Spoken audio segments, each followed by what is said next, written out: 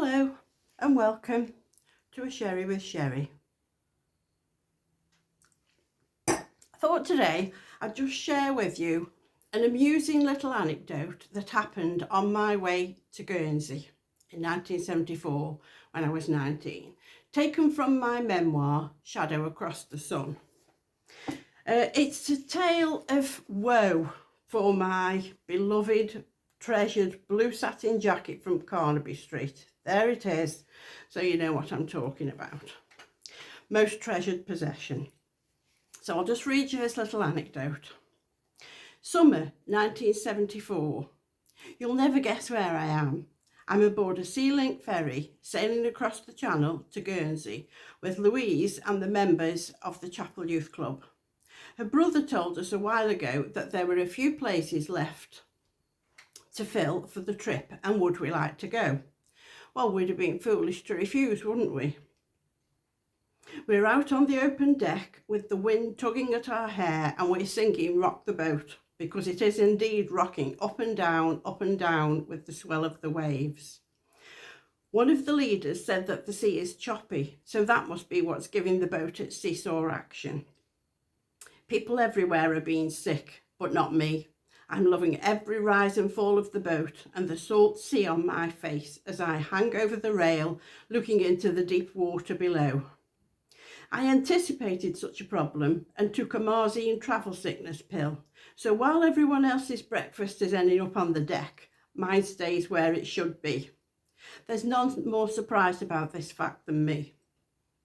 When I saw the size of those tiny windows on the boat, or is it a ship, in the dock, I was sure I'd be certain to throw up when trapped behind them.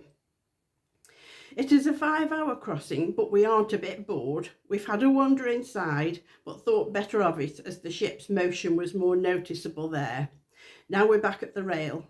Well, at least I am. Louise is sitting on one of the chairs on deck, feeling sick. This is the most exhilarating feeling.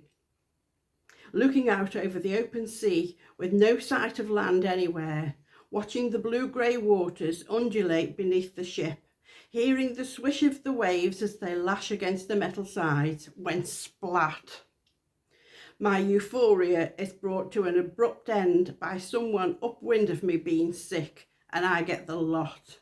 Foul-smelling vomit all over the blue satin jacket from Carnaby Street. Oh no! My plaintive wail interrupts Louise's queasiness. What's happened? Someone's been sick all over me.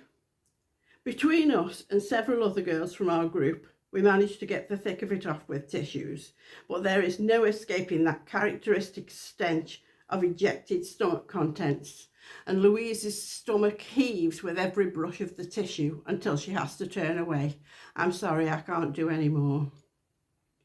I barely noticed. All I can think of is my jacket, my most treasured possession. What if it's ruined? I may never go to London to get another, even if they still have them, and surely not to Carnaby Street. And besides, I love it. It's comfy, easy to wear, and I think it looks good. Oh, please don't let it be ruined. I voice my concerns loudly to anyone who will listen. Don't worry, comforts one of the girls. There's sure to be a dry cleaners when we arrive. Well, there was. First stop in St. Peter Port was the dry cleaners for the jacket. But the following night we were at a disco and I met this gorgeous boy from the island who took me on a date. Well, I would have liked to have worn the jacket because it was my best. I loved it. But as it was languishing in a dry cleaners in St. Peter Port, I had to go for the next option, the only other jacket I'd taken with me, which was a bright, knock your eyes out sunshine yellow straight jacket, but it was all that I'd got. But it was a lovely date, one of my best. Beautiful island, handsome man. What more can a girl want? Other than perhaps the blue jacket. Anyway, if you're interested in buying the book, the ebook is fine from Amazon. The paperback, it gets messed about on Amazon. People put used copies on, and the used copies are old. It's revised, it's had this new cover, and I've also revised the text to change names for privacy. So it needs to be the updated version that you buy. So the best thing is to go to the publishers, feederead.com. I'll put the links on my website so it's easy to find. So there we are, the tale of the blue satin jacket from Carnaby Street. The stick did come out and it was all right. I wore it loads and loads. I've got other pictures wearing it, but they're all hideous. So this one was the best.